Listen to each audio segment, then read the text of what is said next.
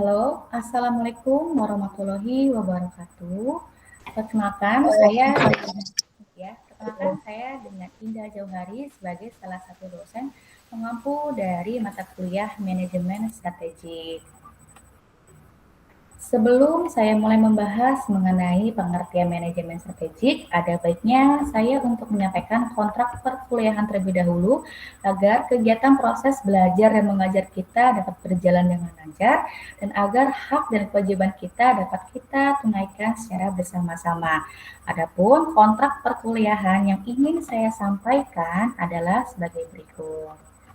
Pertama, perkuliahan dimulai dari jam 7.30 sampai jam 10.30. Jadwal sudah tertera di bak.gunadarma.ac.id. Perkuliahan akan berlangsung selama 3 jam dengan batas keterlambatan 15 menit.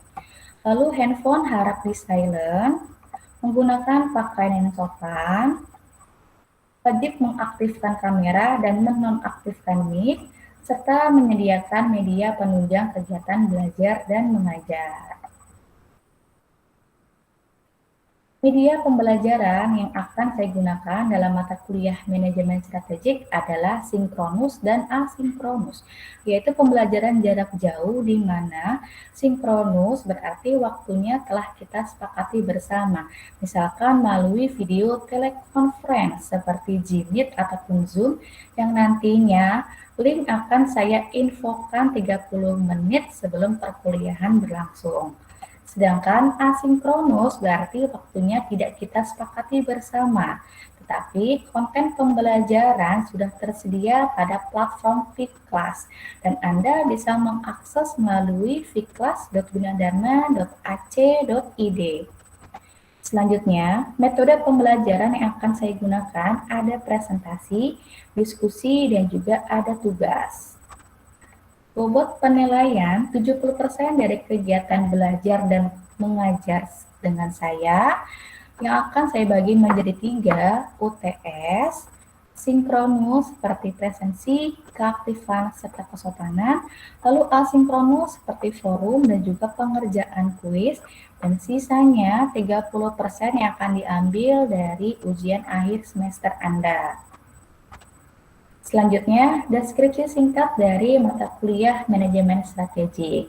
Mahasiswa akan mampu mengaplikasikan pengetahuan secara profesional dalam bidang pengelolaan bisnis, perencanaan strategi, dan mampu mengambil keputusan yang tepat berdasarkan analisis informasi serta data yang dimiliki dan mampu memberikan petunjuk dalam memilih berbagai alternatif solusi secara mandiri ataupun kelompok. Capaian pembelajaran lulusan diharapkan Anda mampu menunjukkan sikap bertanggung jawab atas pekerjaan di bidang keahliannya secara mandiri.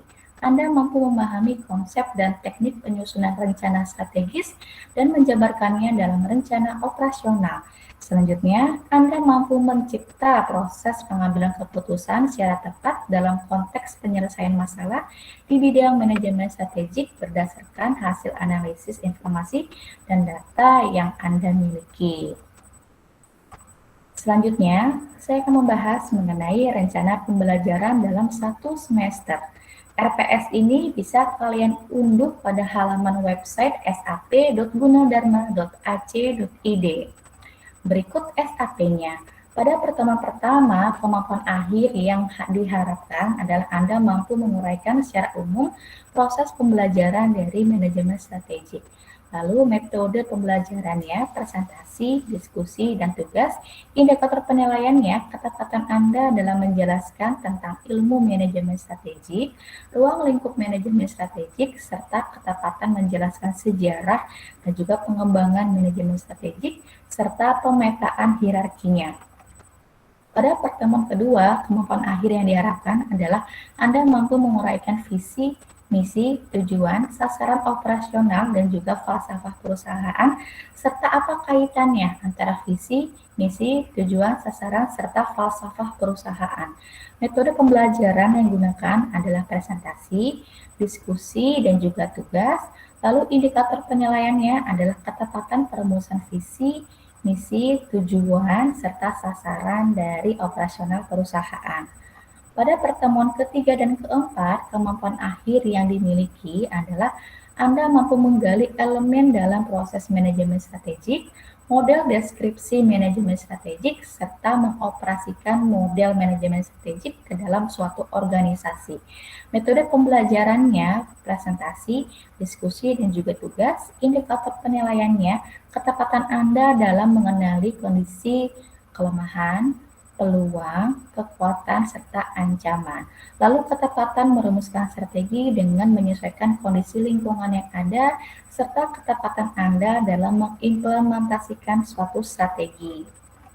Lalu pada pertemuan kelima dan keenam, kemampuan akhir yang diharapkan, Anda mampu mengklasifikasikan siapa saja yang dapat menjadi pengambil keputusan strategis dalam perusahaan atau organisasi, yang biasanya kita kenal dengan manajer strategi. Metode pembelajarannya ada presentasi, diskusi, dan juga tugas dengan indikator penilaian ketepatan pengambilan keputusan strategik dari pilihan strategik yang ada. Lalu pada pertemuan ke-7 dan ke-8, kemampuan akhir yang diharapkan adalah Anda mampu mengemukakan tentang faktor-faktor lingkungan eksternal, lingkungan internal, serta apa hubungannya antara organisasi dengan masyarakat. Anda mampu menyebutkan 5 kekuatan Porter dalam menganalisa lingkungan industrinya, serta teknik dalam mengamati dan memanfaatkan faktor lingkungan eksternal internal, berbagai tipe pesaing, sumber daya yang harus dimiliki perusahaan, dan mampu membuat analisis rantai nilai. Dengan metode pembelajaran, presentasi, diskusi, dan juga tugas dengan indikator penilaian, ketepatan mengenali kondisi kekuatan, kelemahan, ancaman, dan juga peluang, serta analisis rantai nilai, dan mampu merumuskan strategi dengan menyesuaikan kondisi lingkungan yang ada. Pada pertemuan ke-9 dan ke-10, kemampuan akhir yang diharapkan, Anda mampu menyusun proses perumusan strategi melalui matriks SWOT dan memproyeksikan alternatif strategi tersebut untuk perusahaan. Metode pembelajarannya presentasi, diskusi, dan juga tugas, serta indikator penilaiannya adalah ketepatan Anda dalam menyusun matriks SWOT. Lalu pada pertemuan 11 dan 12 diharapkan mampu merumuskan proses strategi kooperatif dan tipe-tipenya, sehingga dapat memahami mengapa diperlukan berbagai strategi kooperatif pada era persaingan dan juga dinamika lingkungan yang sangat dinamis. Metode pembelajaran yang digunakan adalah presentasi, diskusi, dan juga tugas dengan indikator penilaian adalah ketepatan pada sistematika tayangan presentasi dari tipe strategi serta pemahaman akan persaingan untuk perumusan strategi kooperatif. Pada pembahasan terakhir di pertemuan 13 dan 14, kemampuan yang diharapkan adalah Anda mampu melakukan audit strategik melalui studi kasus yang akan diberikan dengan metode pembelajaran yaitu presentasi, diskusi, dan juga tugas dengan indikator penilaian ketepatan dan ketajaman dalam menganalisa isu-isu strategik dalam perusahaan multinasional. Selanjutnya, untuk pertemuan pertama yang akan dibahas adalah pengertian atau definisi dari manajemen strategik, sejarah manajemen strategik, ruang lingkup manajemen strategik, serta hierarki dari pengambilan keputusan manajemen strategik. Sejarah manajemen strategi.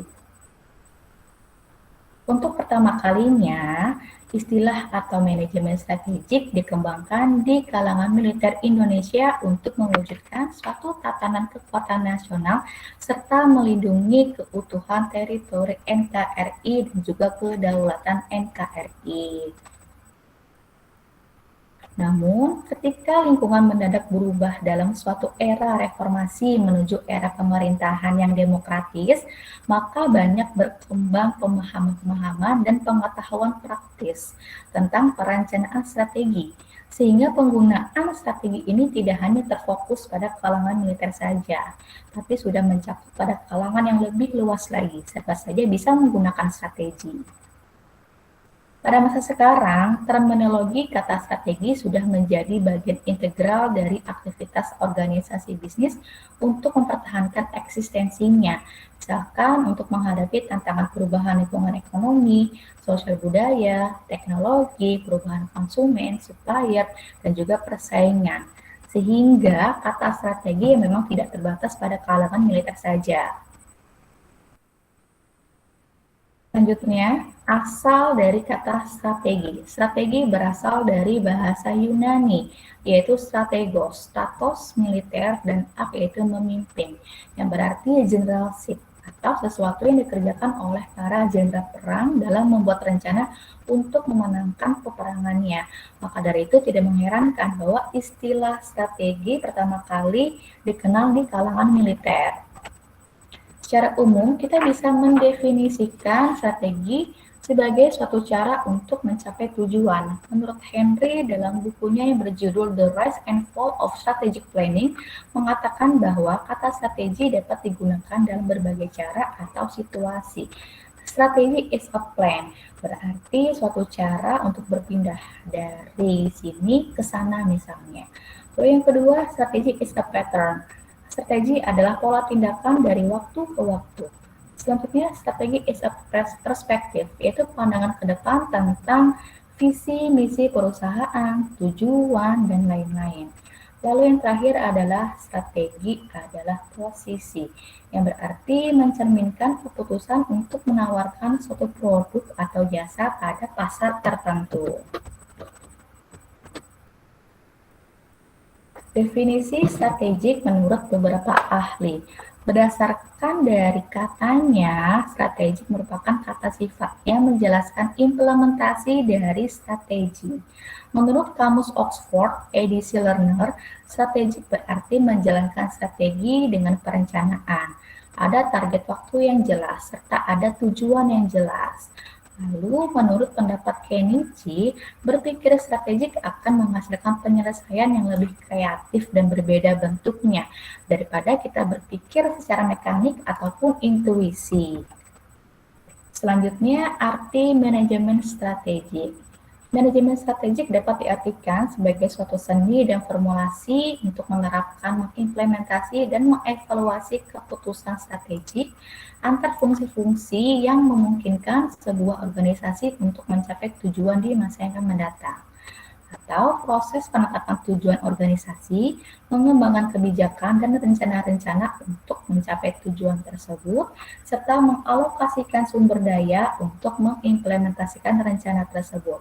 Jadi secara garis besar, istilah atau arti dari manajemen strategik dapat kita simpulkan sejumlah keputusan dan aksi yang menghasilkan formulasi dan implementasi perencanaan yang didesain untuk mencapai tujuan perusahaan atau organisasi.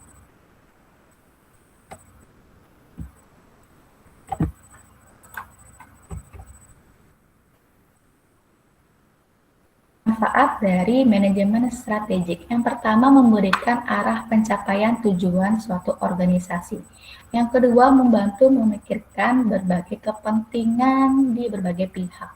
Lalu yang ketiga, dapat mengantisipasi setiap perubahan yang terjadi dalam suatu organisasi. Nah, selanjutnya, dari definisi kata strategik, dari sejarahnya, ruang lingkupnya, menurut Anda, apa sih karakteristik dari manajemen strategik? Ada yang tahu? Saya, Bu, Oke, siapa Mas? Dengan siapa? Dimas Saputra. Iya, apa Mas? Karakteristik manajemen strategik berorientasi pada masa depan. Oke, betul. Terima kasih untuk jawabannya. Oke, selanjutnya, apa ada yang mau berpendapat mengenai apa karakteristik dari manajemen strategik?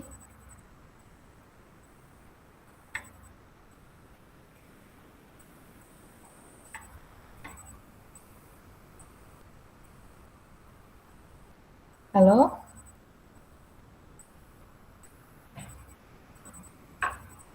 Untuk selanjutnya, apa masih ada yang mau berpendapat mengenai karakteristik dari manajemen strategik itu apa? Saya mau mencoba jawab, Bu. Oke, dengan siapa? Rosalina, Bu. Oke, apa Rosalina? Karakteristik dari manajemen strategik yaitu memerlukan perhatian dari manajemen puncak atau CEO. Oke, terima kasih jawabannya. Oke, selanjutnya karakteristik dari manajemen strategik. Yang pertama adalah berorientasi pada masa depan, lalu berhubungan dengan unit bisnis yang lebih kompleks, lalu kebutuhan dan kejelasan tugas sangat tinggi seiring perubahan yang terjadi.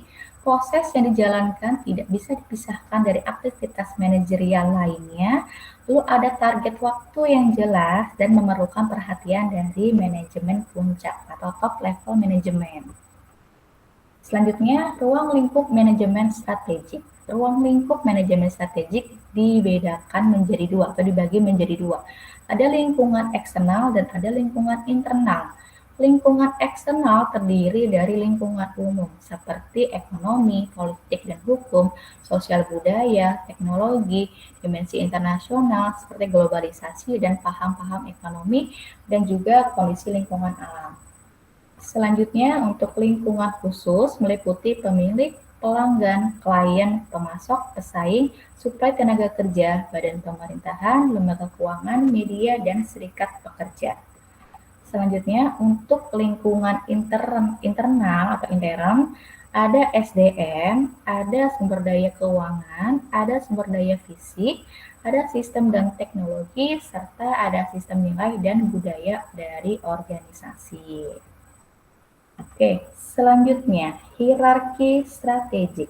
Hierarki dalam proses pengambilan keputusan dalam perusahaan biasanya terbagi menjadi 3 bagian. Apakah Anda tahu 3 bagian dari hierarki strategik itu apa saja?